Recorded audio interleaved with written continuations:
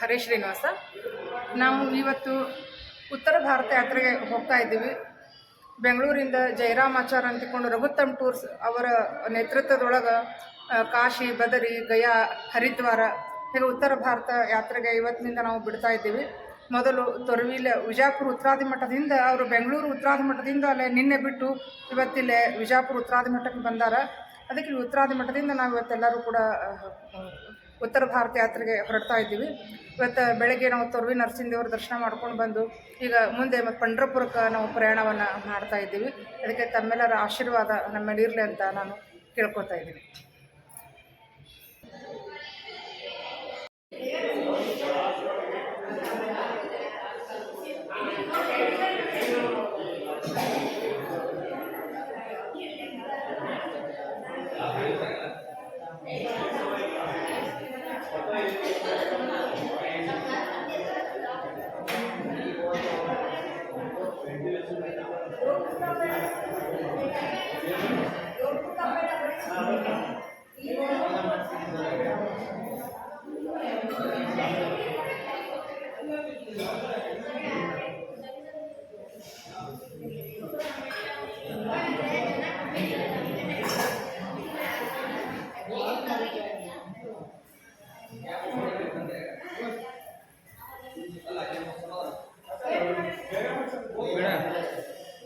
ಶಿವಾಜಿ ಮಾತಾಡ್ತಾನೆ ನಾ ಮಾಡ್ತೀನಿ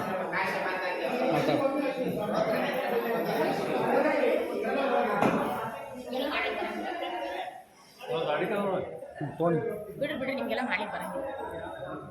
ನಾಳೆ ಆಗ್ತಾರಂತ ತಮಗ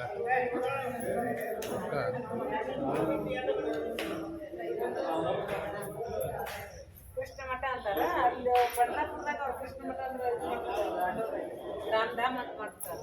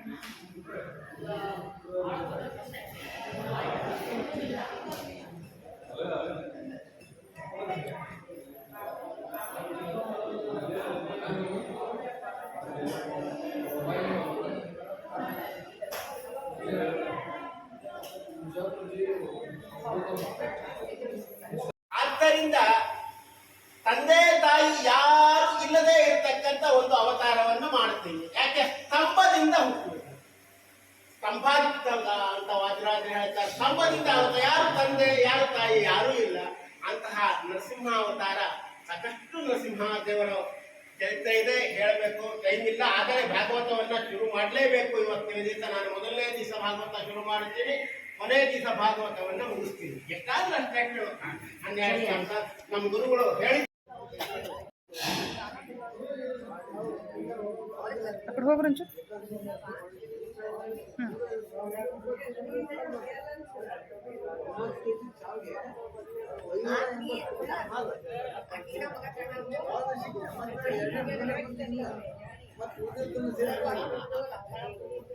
ಸಂಜೀಪ